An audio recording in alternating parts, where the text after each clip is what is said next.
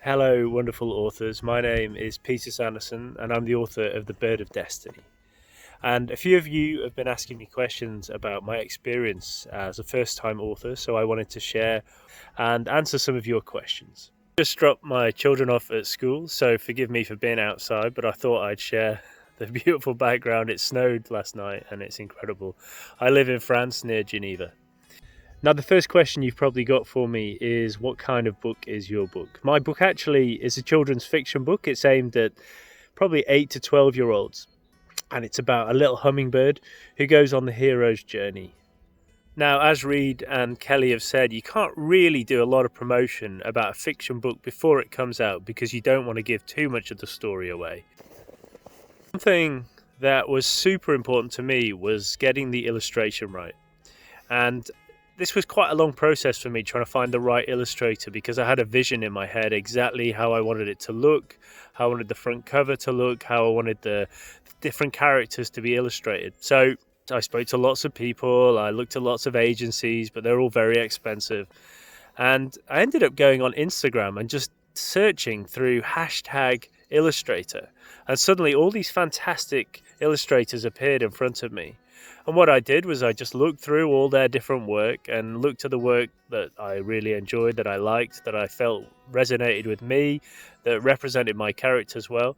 And I contacted every single one of them just to see who would get in contact with me back and who was up for doing it. And incredibly, actually, a lot of people didn't get back to me. A few of them did, and they just gave me crazy prices. But finally, someone got back to me, and we were in the same kind of region. I didn't want to spend more than $1,000, €1,000 on my illustrations. In fact, I wanted to spend about half of that maximum. And yeah, she came back to me, and she really wanted to be part of a book, and we ended up striking up a really good friendship, partnership, and producing lots of nice illustrations. And she is now the front cover of my book.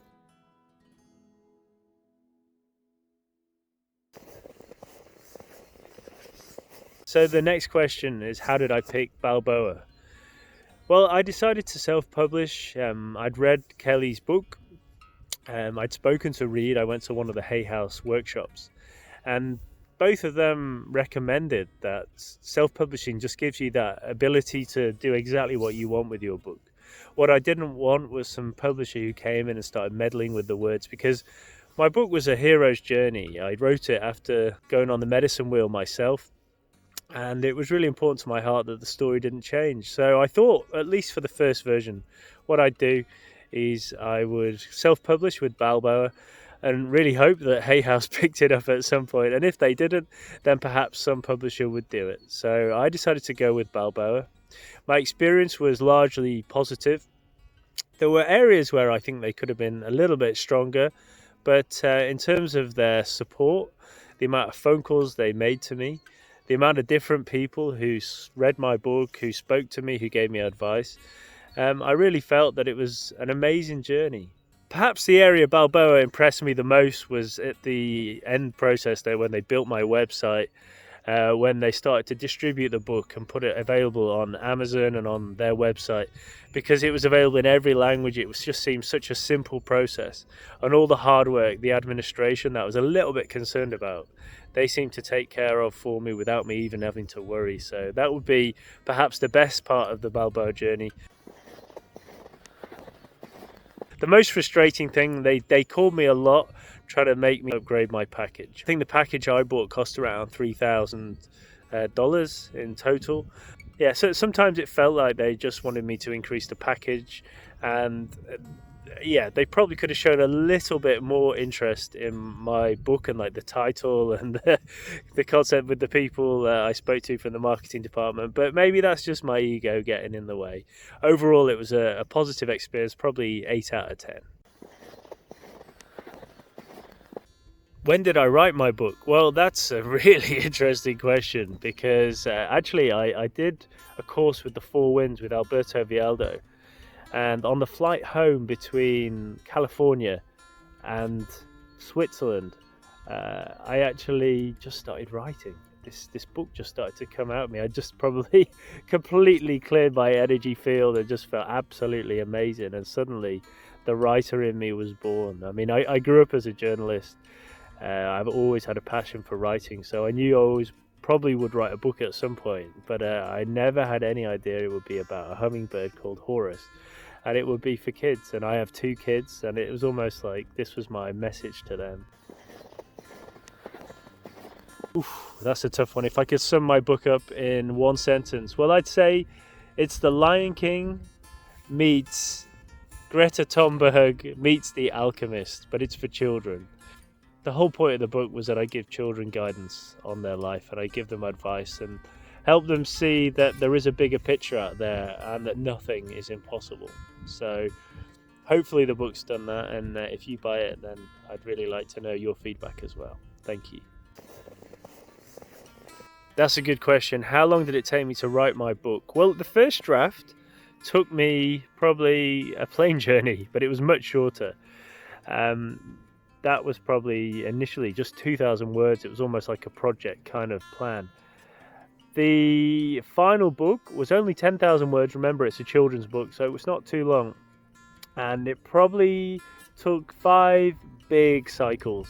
So I went through it 5 different times. I put it down, put it away for a few months, came back to it. And each cycle, well, the first one was very short, as you know. Probably the rest of the cycles were about 2 weeks long. And it's almost like the book just kept coming back to my heart, and then I needed some time away from it. And eventually we got it to a place where, for me, it felt right. For me, it felt perfect for children to read it. How did it feel to receive the first copy of the book? Well, actually, words can't describe it. It was the greatest feeling of my life, apart from perhaps when my 2 children were born. But what I would say is it felt a bit like having a baby. I've never had a baby physically, but it felt like giving birth to something to the world.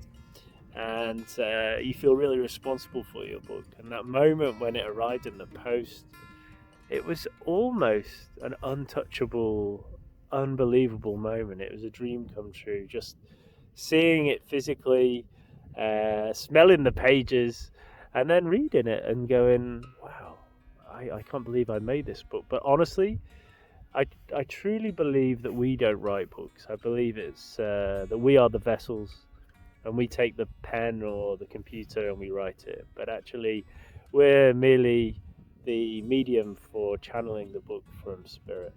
So an amazing experience, an absolute honor, and to give birth to a character called Horus, who's a hummingbird, who I fell in love with as I wrote the book, was a truly special experience. So I really hope that you get to have that experience too.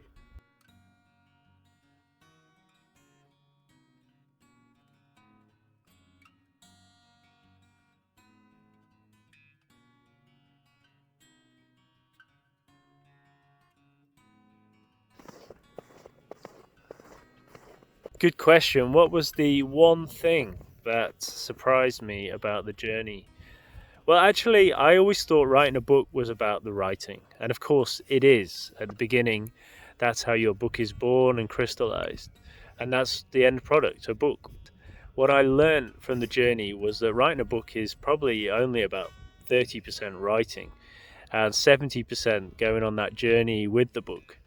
Whether it's finding the illustrator, it's working with your publisher, it's getting the website sorted out, doing the marketing. But I don't want this to put you off writing a book, because actually what I discovered was this is magical too. Taking it to the world, really, going to bookshops, doing signings, going on a journey with my book, taking it out to the world. With COVID, it's not as easy to do that. So what I've been doing is talking to radio stations. I've been contacting podcasters who do reviews of books, and I've been putting it out there in different ways to normally. I think it's an opportunity, COVID, to speak to the world. A lot of people are reading right now, as Kelly and Reed both said. If you're working on something that really means a lot to you, that you're passionate about, you really want to it's almost like your child, so you really want to take it to school, make sure it goes to the right places, make sure it gets treated in the right way throughout the process, make sure that the illustration justifies and does justice to your magical words. So yeah, it's an incredible journey actually, and a little bit surprising in that, yeah, the actual writing was super important and obviously the crux of the book, but at the same time, it was the journey that the whole book went on, that you birth, and that you offer to the world, and the way you talk about it as well, just like I'm talking about my book now. Um, the process is certainly not over when you write that last word. What kind of marketing am I doing for my book? Well, because it's a children's fiction book, I'm actually, or would be, going around schools, visiting schools. I would be taking it to the world, really, going to bookshops, doing signings, going on a journey with my book, taking it out to the world. With COVID, it's not as easy to do that. So what I've been doing is talking to radio stations. I've been contacting podcasters who do reviews of books. Yeah, deep down, I'm really looking forward to physically going and taking the book to schools and to meeting people and talking to children about the characters and introducing them to creative writing. Will I be writing another book? Good question.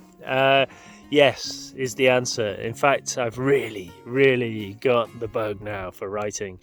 And I think what it does when you produce your first book, it gives you the belief that you didn't have before, because suddenly you know it's possible, and it is possible. You can do it. You can do it. And so, yes, firstly, I'll be writing a sequel to The Bird of Destiny.